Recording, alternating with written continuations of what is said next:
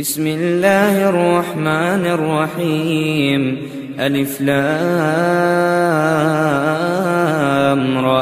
تلك آيات الكتاب وقرآن مبين ربما يود الذين كفروا لو كانوا مسلمين ذرهم يأكلوا ويتمتعوا ويلههم الأمل فسوف يعلمون وما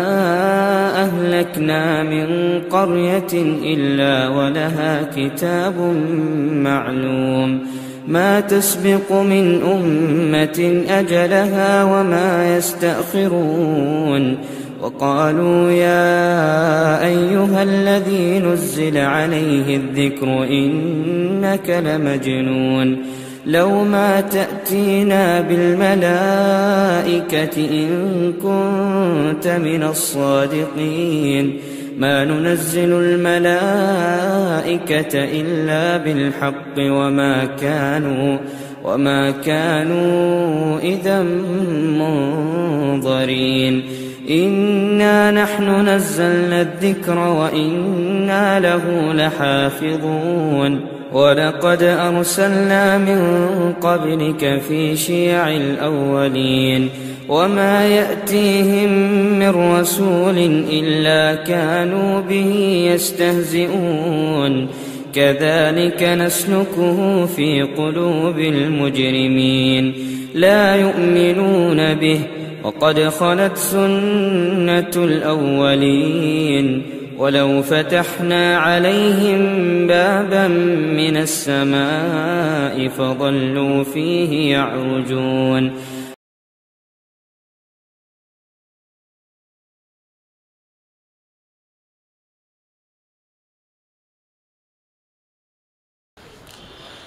اب اس کے بعد میں صوبائی جمعیت اہل حدیث اڑیسہ کے امیر محترم جناب ڈاکٹر طاہر صحیح صاحب کو آواز دے رہا ہوں کہ آپ تشریف لائیں اور اپنے تاثرات پیش فرمائیں۔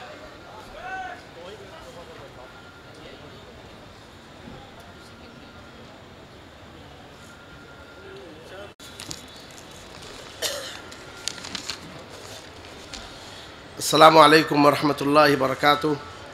الحمدللہ رب العالمین والصلاة والسلام علی رسولہ الامین وعلی آلہ وصحبہ اجمعین اما بعد۔ قابل قدر امیر محترم، ناظم عمومی، خازن جمعیت، اسٹیج و اجلاس میں موجود تمام معزز اعیان، جمعیت و جماعت، علماء کرام اور حاضرین اجلاس، یہ ہماری سعادت اور خوش نصیبی ہے کہ مرکزی جمعیت کے زیر اہتمام ہر سال ملک و ملت کے مسائل پر کانفرنس ہوتی ہے، اور یہ 34ویں کانفرنس ہے جو ایسے حالات میں منعقد ہو رہی ہے جبکہ انسانیت کو بے شمار مسائل درپیش ہیں، جن میں سب سے بڑا مسئلہ انسانیت کی بقا اور تحفظ ہے۔ وہ انسان جسے خلافت عرضی اور حکمرانی کی ذمہ داری دی گئی تھی اور جس کا منشور بقائے باہم تھا، بجائے اصلاح فی الارض کے فساد فی الارض میں لگا ہوا ہے۔ امن و امان کی صورتحال انتہائی مخدوش ہے، انسانی خون ارزاں و سستا ہو گیا ہے، عفتیں و عصمتیں لٹ رہی ہیں، معیشت تباہ و برباد ہو رہی ہے، اور ایک جہتی و یگانگت کی بجائے انسانیت فرقہ بندیوں اور ٹولیوں میں بٹی ہوئی ہے۔ ان حالات میں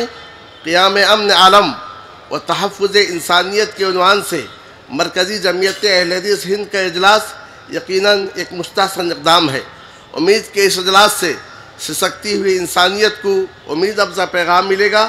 دین اسلام کو صحیح طور سے سمجھنے کا موقع ملے گا، اور کانفرنس انسانیت کو